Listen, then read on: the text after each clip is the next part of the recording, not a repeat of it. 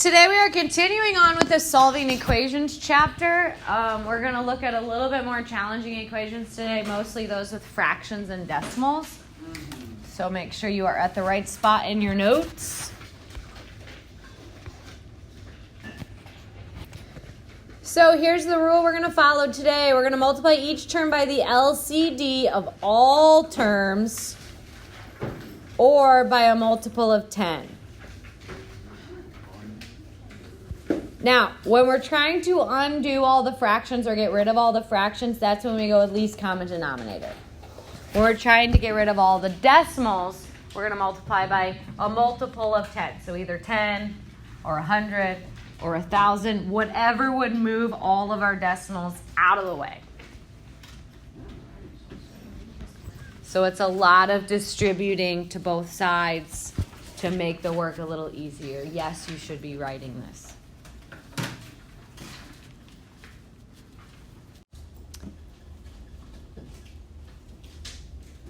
Okay, so the trick here is to multiply everything by what the common denominator would be. So between 8 and 3 and 2 and 4, what would your common denominator be? 24. Good. So I am going to multiply both sides by 24 over 1.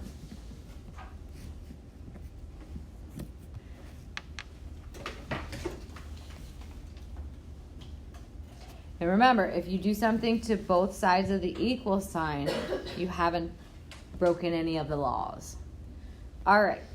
I'm going to write maybe an additional step than you would, but you'll see why in a second. So I'm actually going to write out what I'm doing. So I'm going to do 24 over 1 times 7 over 8 minus 24 over 1 times 1/3 n equals, so 24 over 1 times 1 over 2n minus 24 over 1 times 3 over 4. Now the reason that I'm doing this and not actually multiplying through yet is because a lot of stuff is going to simplify. It should actually simplify to the point where you don't have any fractions left. So in this first term, do you see how the 24 and the 8 can simplify? To what? 3 over 1. Now, what's 3 times 7? 21 over 1, don't write the denominator. If you've done it correctly, you should have no fractions in this next step. Keep the minus. 24 and 3 simplify to 1 and 8. So now we have 8n equals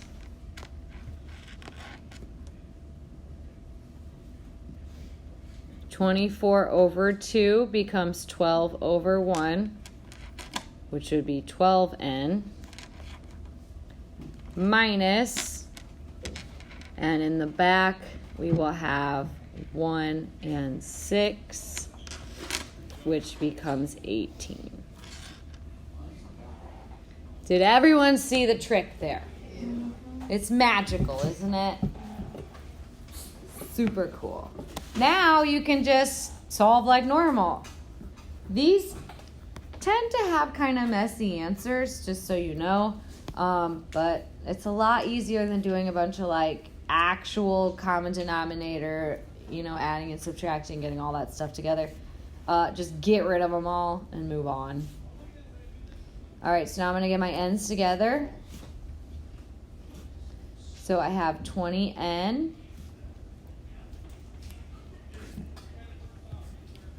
Then we can add 18, So 39 equals 20n. And when you divide both sides by 20, you get 39 over 20.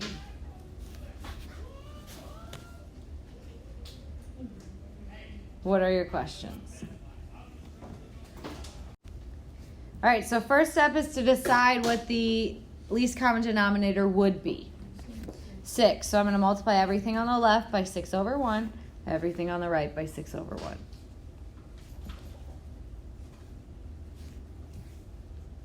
Sorry, that's a fraction. It kind of looks. All right, so again, I'm not really going to multiply it out. I'm just going to write it so I can see what's going to simplify. Whoops, that's a minus.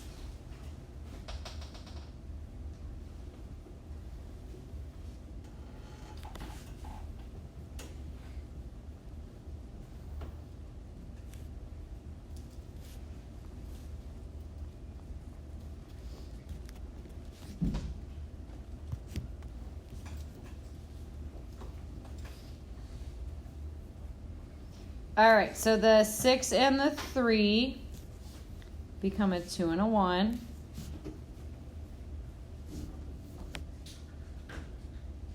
And the 6 and the 2 become a 3 and a 1. 6 and 2 again become 3 and 1 again. 6 and 3 become 2 and 1.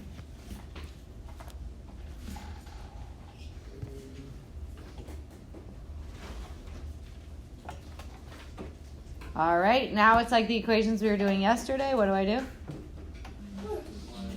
Subtract 2m from both sides. Those are gone. I have negative 3 equals 1m, or just m. Then what? Add 2. Add 2. So m equals negative 1. Or negative 1 equals m.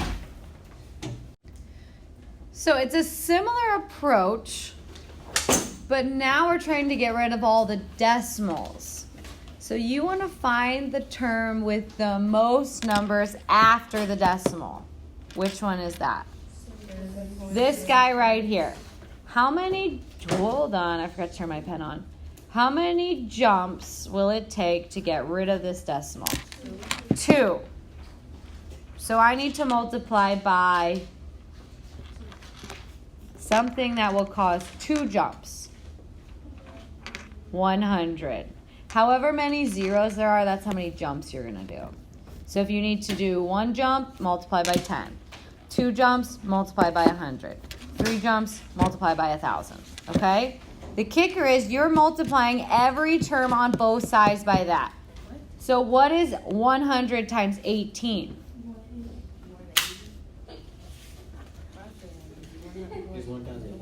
1,800. Good.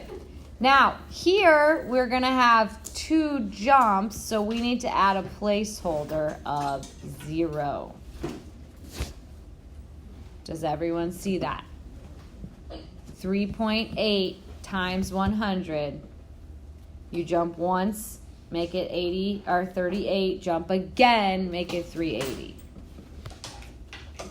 2 jumps here just gives us 736 minus 2 jumps here, we get 190. Now, if you're not great at this in your head, you can use a calculator if you're like, I'm not sure if it's 38 or 380 or 3,800. It's better to type it in and check, especially when you're getting warmed up on these. I don't mind that at all. Anyone know what we do now?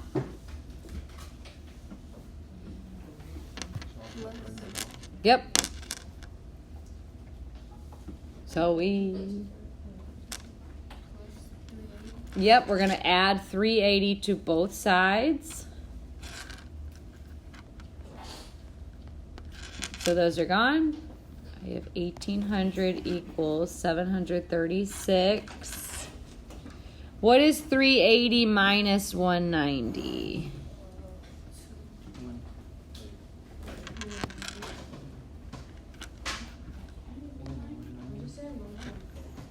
So that would be a 0. We got to borrow. So 190? Just checking. Don't have a calculator on me. All right, I'm going to subtract 736.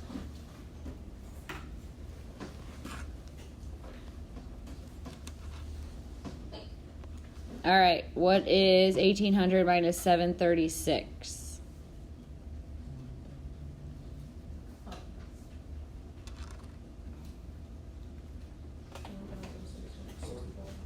$1,064. All right, and then we're going to divide by 190. So x equals this. But I'm not going to leave my answer like that. So I'm going to use the ABC button on the calculator to reduce this.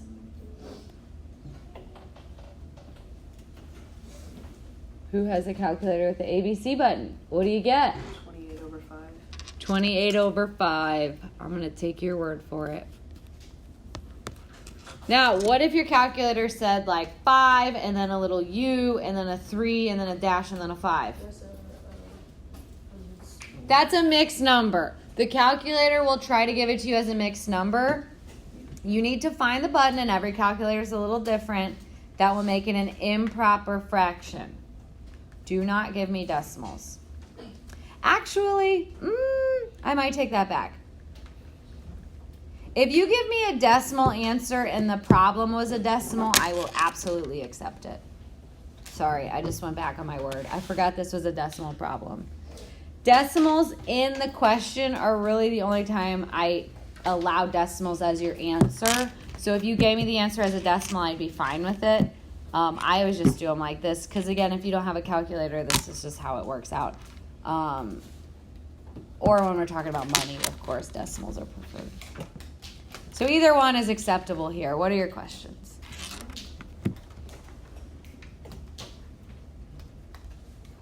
All right, here's part D.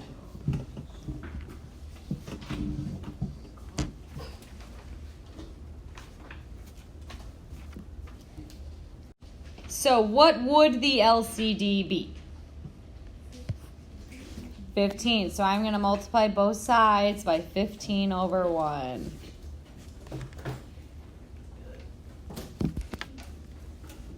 So what happens to the 15 and the 3 on the left side? It becomes a 5 and a 1. So I'm actually going to distribute the 5 to both of those terms. On the right side, what happens to the 15 and the 5? You get 1 and 3. Good. So 5 times 2r is 10r. And 5 times 3 is 15. And 3 times 3 is 9.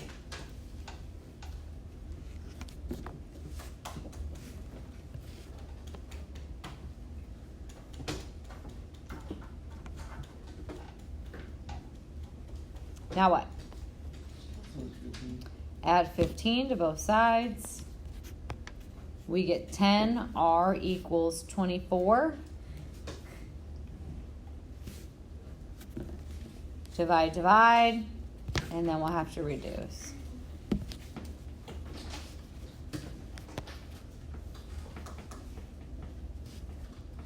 So they're both even, so I'll make it a 12 and a 5. Questions?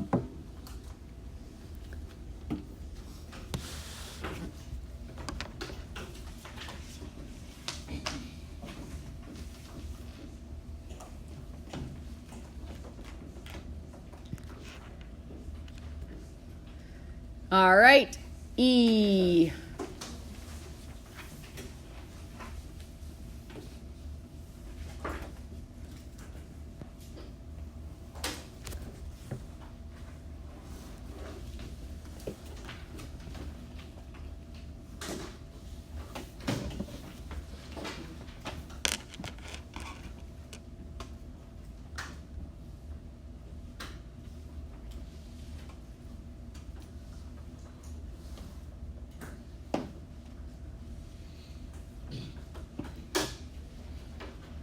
What should I do?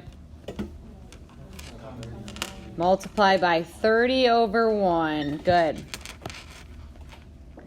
Now, on the last time, we only had one fraction on each side of the equal sign, so I could kind of reduce without rewriting it. But when there's more than one term, I think it's easier to just rewrite it. You're less likely to lose something.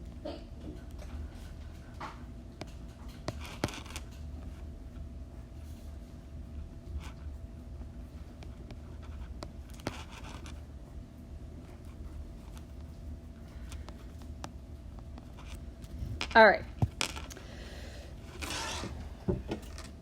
Everybody with me.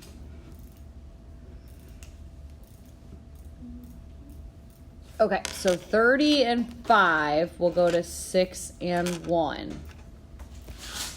So that will be 12y. Plus 30 and 10 will go to 3 and 1. So 3.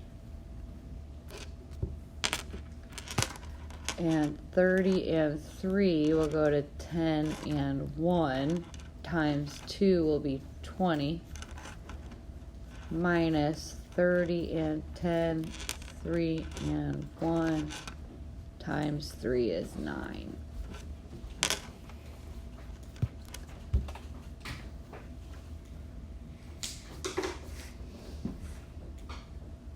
All right, who knows what to do next? Yes, we're going to add 9 to both sides. 9y. Don't lose your y. All right, what's 12y plus 9y? 21y plus 3 equals 20. Subtract 3 from both sides. 21y equals 17.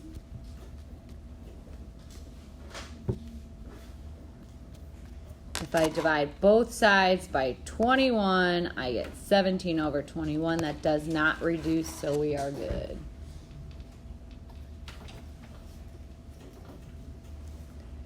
Questions?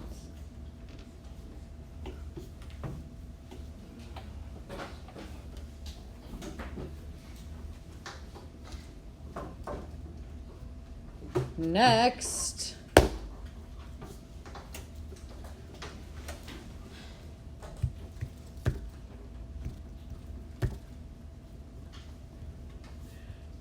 Hey, while you're writing this one, I'll just let you guys know I graded your quizzes yesterday. They are in the grade book. I am hoping to go over them tomorrow during that short period. Go over homework, go over the quizzes as my goal for tomorrow.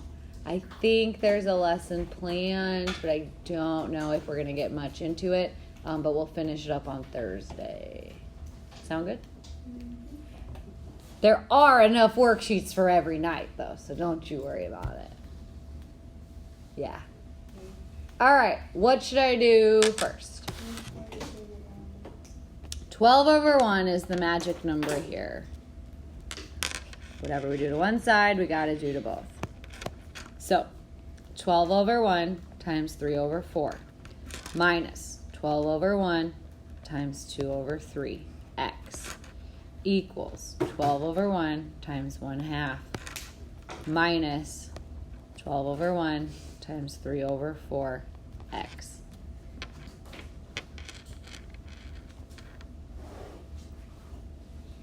The 12 and the 4 go to what? 3 and 1. 3 times 3 is 9. Minus the 12 and the 3 go to 4 and 1. So that gives me an 8 when I multiply it by 2. Drop my equals. 6 over 1. And wait a second. That should be a minus, right? Yep. 12 and 4 goes to 3 and 1 again, so 9x.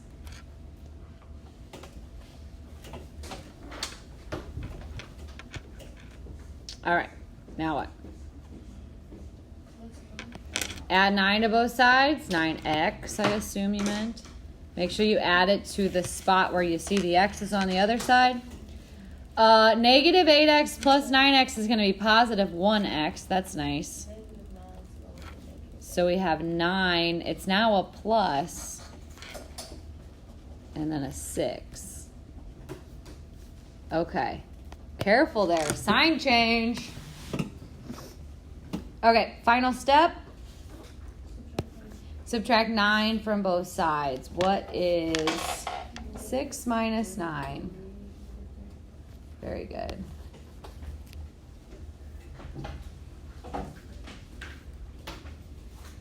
What are your questions? What do we got? 2 more examples? Yep. I think we can do it.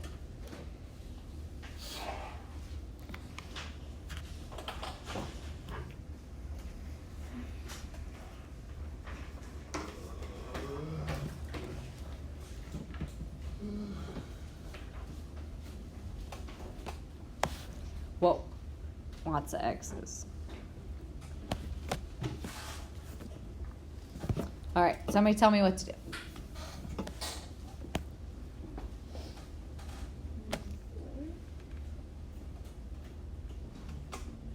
Combine like terms?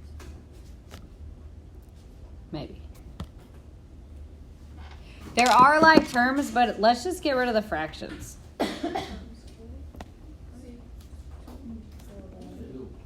2.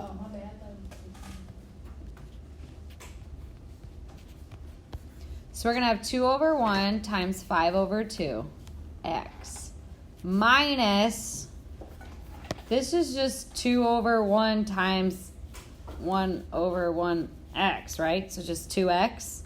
If you don't want to write out that middle step on this one, you could definitely get away without it. I'm just making sure everyone knows where these numbers are coming from.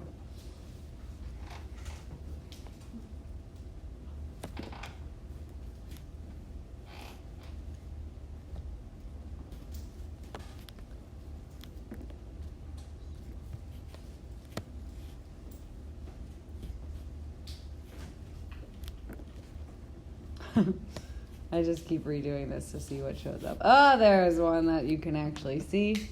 Okay, so next line. The 2's are gone, right? We just have 5x. Minus, the only thing I really have there is a 2. Lots of over 1s and times 1s. On the right side of the equal sign, I just end up with a 6 there.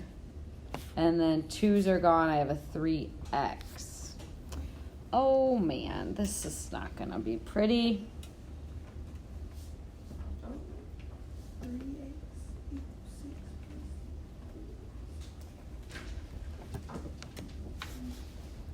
All right, so this is going to end up being 3x equals 6 plus 3x. Did I make a mistake?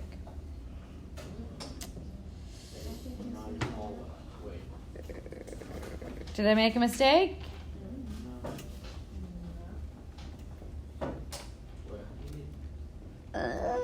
All right, we're going to go with it. So when you go to get your x's together, what happens?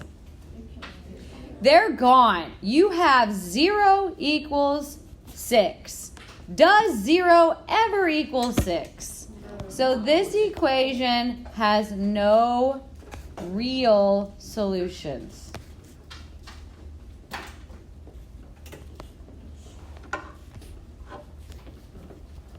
Okay? When all your x's go away, you ask yourself if you have a true statement or a not true statement. In this case, we have a not true statement. So we would have no solutions or no real solutions.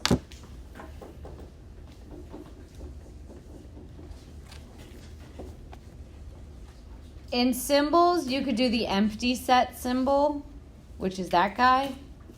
Or you could put NRS, no real solutions. Any of these is acceptable. Do not put 0. 0 is a number. X can equal 0. That's not the same thing as this. This is no solution, okay? I think I'm going to remove our final example for today because it's almost getting to be that time. But a quick summary. Today, what did we learn? Solving equations with fractions and decimals. Very good. Today we learned how to solve equations with fractions and decimals.